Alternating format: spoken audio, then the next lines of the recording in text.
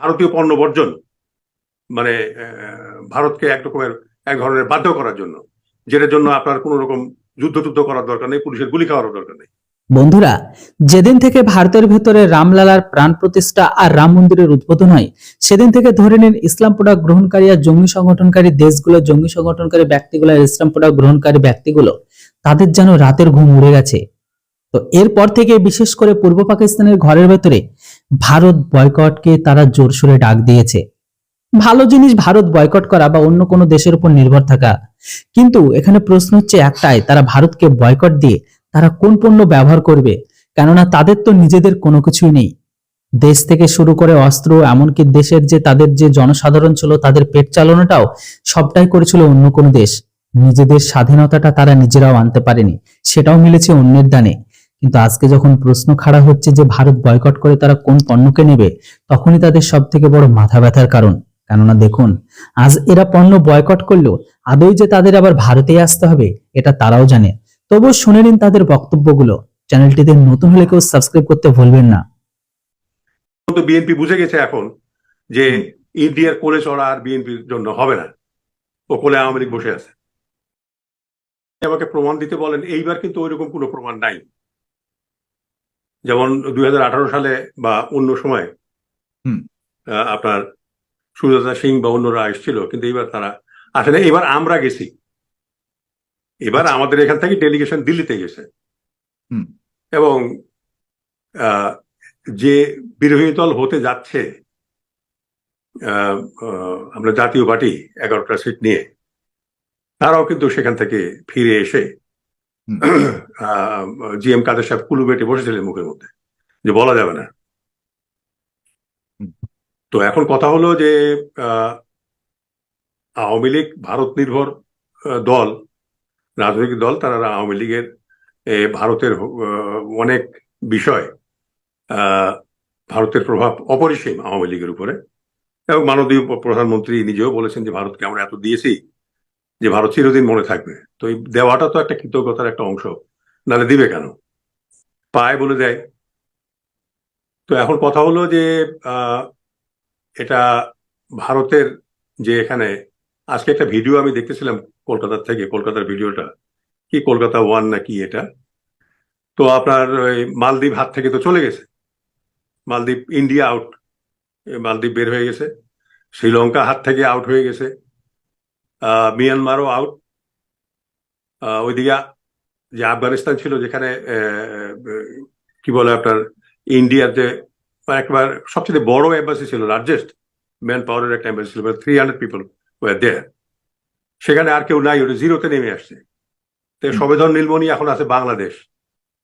তো বাংলাদেশে যেভাবে মানুষ এন্টি ইন্ডিয়ান হয়ে যাচ্ছে এই আওয়ামী লীগের কারণে এবং এই মিথ্যাচারের কারণে, যে সমানে বলা হচ্ছে যে ভোট ফ্রি অ্যান্ড ফেয়ার হয়েছে, অংশগ্রহণমূলক হয়েছে। হ্যাঁ, ফ্রি অ্যান্ড ফেয়ার হয়েছে, আমি বলতে বলি তো, ফ্রি অ্যান্ড ফেয়ার হয়েছে। আওয়ামী লীগে আপনার হয়েছে, কন্টেস্ট হয়েছে, এবং সেখানেও কিন্তু আওয়ামী লীগের লোকেরাই বলতেছে যে কিভাবে সিল দেওয়া হয়েছে, সিল মারা হয়েছে, বাচ্চা ছেলেরা, দুধের বাচ্চা এসে ভোট দিয়েছে, কোথাও 2% হয়েছে, কোথাও 3% হয়েছে। তো হঠাৎ করে সেটা আবার 41.8% হয়ে গেল। এই নির্বাচনের কিন্তু উপর নাই, নিচ নাই, সামনের দিকে নাই, পিছন দিকেও নাই। এইটা একটা মানে একটা অভিনব ব্যাপার দাঁড়িয়ে গেছে আর কি। তো আমার ধারণা হয়, আমি প্রথম থেকে বলে আসতেছি, এটা একটা বাকশাল কায়েম করার একটা প্রচেষ্টা। তো এবার 75% বাকশাল কায়েম হয়ে গেছে। আওয়ামী লীগের 62 জন আপনার স্বতন্ত্র প্রার্থী জিতেছে, সব মিলে আওয়ামী লীগের বোধহয় এখন 286টা সিট, আর 14টা হলো আপনার এই যে বাইরের। তো আগামী এটা 75% বাকশাল হয়ে গেছে, আর আগামী 2029-এর দিকে যে নির্বাচনটা হবে, এরপরে এটা 100% হয়ে যাবে। তখন আর এরা থাকবে না, অনেক বুদ্ধি গজাবে, তখন অন্যভাবে ইলেকশনটা হবে। তো আমরা শেষ পর্যন্ত আপনারা ওই এক পার্টি সিস্টেমের দিকে যাচ্ছি। এবং আজকে আমি দেখলাম ইয়াও ওয়েন বোধহয় আপনার এই চাইনিজ অ্যাম্বাসেডার, উনি স্বরাষ্ট্রমন্ত্রীকে ক্রেস্ট উপহার দিয়েছেন, এবং সেখানে আমি তো তার বক্তব্য শুনলাম যে এই 5 বছর তারা খুব পাশেই থাকবে, আপনার আওয়ামী লীগের এবং যত রকমের সহায়তা দরকার তারা সেই সহায়তা দিবে। তো এখন যে জিনিসটা আমি মনে করি যে এখন একটা টানাপোড়েনের মধ্যে আমরা পড়ে গেলাম আর কি। চীন চাবে যে তিস্তা বহুমুখী প্রকল্প যেটা সেটা করতে, ভারত তো সেটা দিবে না, বিকজ চিকেন নেকের নিচে ওইখানে চীনের লোকজন এসে বসে থাকবে, কিন্তু ভারত তো করতে দিবে না। তো এখন শেষ পর্যন্ত এটা দেখার বিষয় যে এই টানাপোড়েনে বাংলাদেশ কোথায় যাচ্ছে, চীনের দিকে যাচ্ছে রশি টানাটানিতে, নাকি ভারত দিকে যাচ্ছে। তো এই ব্যালেন্স করাটা কিন্তু আমার মনে হয় খুব কঠিন হয়ে দাঁড়াবে। এটা গেল একটা। 2 নম্বর হলো যে আমাদের রেমিটেন্স যেখান থেকে আসে আমেরিকা এবং ইউরোপ, তারা কিন্তু এই নির্বাচনকে, সরকারকে কিন্তু রিকগনাইজ করে নাই এখন পর্যন্ত। আর আপনার কিন্তু টকশোতেই তো আপনি আপনি বলেছেন আর বলবেন। আমি ভারতের বিষয়টাতে একটু আসি। ভারতের বিষয় তো বিএনপি কখনো খোলামেলা এভাবে ভারতকে দায় দিয়ে কখনো এমন বক্তব্য দেয়নি। এই প্রথম আমরা দেখছি যে বিএনপির যুগ্ম মহাসচিব এমনটি বললো যে যে ঘটনা ঘটেছে 7 তারিখ যে নির্বাচনটি হয়েছে এটি সম্পূর্ণভাবে ভারতের হস্তক্ষেপে হয়েছে। এ সরাসরি ভারতের হস্তক্ষেপে হয়েছে এবং মানুষের ভোট দিতে না পারার যে ব্যর্থতা বলুন, দায় বলুন, এটাকেও মোটামুটি ভারতের উপরে দিতে যাচ্ছে বিএনপির পক্ষ থেকে। এটি আপনি সরাসরি কি এভাবে দেখতে চান কিনা? আমি তো মনে করি রুহুল কুদ্দুস যেটা বলেছে সেটা ঠিকই, এটা ভারতের হস্তক্ষেপে হয়েছে, কিন্তু হস্তক্ষেপটা আমরা এবার ওইভাবে দেখিনি। এখান দেখিনি, থেকে হ্যাঁ। ডেলিগেশন গেছে দিল্লিতে।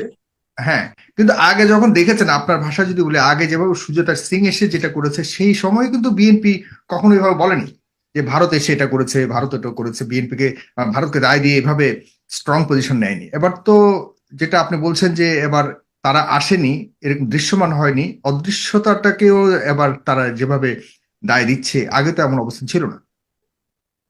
দেখেন, এইটা হওয়ার পিছনে কারণ হলো যে আপনার মালদ্বীপসে যে আপনার ওখানে মইজু যে প্রেসিডেন্ট হলো, তা তো ওই গেঞ্জির মধ্যেই লেখা ছিল ইন্ডিয়া আউট।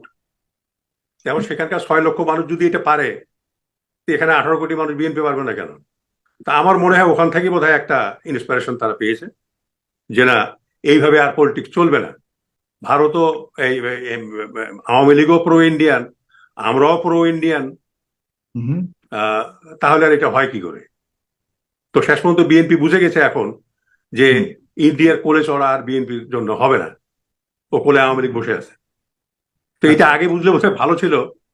এখন তো আপনার হাট তো ভেঙে গেছে, ভাঙা হাটে এই আপনার বাজার তৈরি করা খুব মুশকিল। তো এটা বুঝতে পারে নাই আর কি। তো এখন প্রশ্ন হলো যে ভারতের পাশ থেকে বা ভারতের সাথে যে একটা বন্ধুত্বপূর্ণ সম্পর্ক সবসময় বজায় রাখবার চেষ্টা করেছে বিএনপি, সেখান থেকে কি সরে পড়লো বিএনপি? সরে পড়াই তো, সরে না পড়লে এটা এই সরে পড়াটা কতটা ভালো মন্দ আপনি মনে করেন তাদের ভবিষ্যতের জন্য, বা প্রতিবেশী দেশের সাথে একটা ভালো সম্পর্ক সবসময় রাখা উচিত? আমি তো সেটাই আপনাকে বলছি যে মালদ্বীপও তো ভারতের প্রতিবেশী।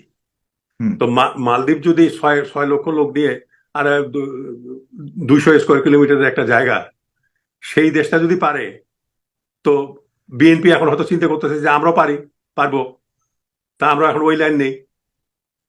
তারা যদি পারে, মৈজু যদি পারে, তাহলে আমরা পারবো না কেন?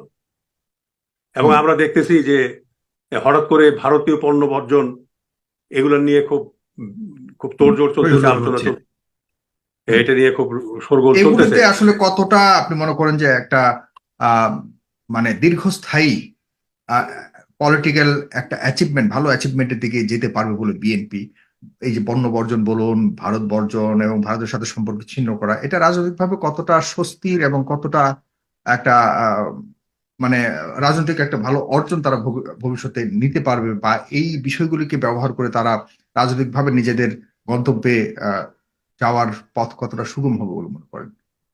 আমি তো মনে করি বিএনপির দেশের রাজনীতি করা উচিত, বাংলাদেশের রাজনীতি। বাইরের থেকে কে সাহায্য করলো না করলো, কে কাকে সাহায্য করলো, এইটার উপর যদি যতদিন বিএনপি নির্ভর করবে ততদিন বিএনপি দুর্বল হয়ে থাকবে। দেশের মানুষকে নিয়ে দেশের মাটিতে দাঁড়িয়ে এখানকার লোকের কথা বলতে হবে, এবং দেশের যদি কেউ শত্রু থাকে, বিদেশি কোনো শক্তি, তাকে চিহ্নিত করতে হবে।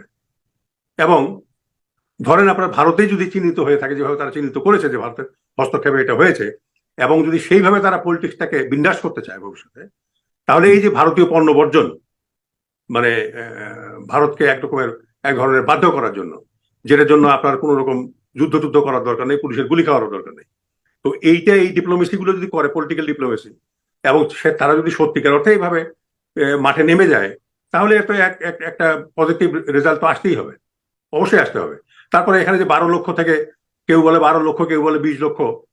আপনাকে একটা কথা বলি, আমি প্রথম ব্যক্তি ডিজিবিডিএফ থাকার সময় 2001 সালে আমি প্রথম সার্ভে করেছিলাম যে কত ভারতীয় এখানে আছে, with taking all the risk.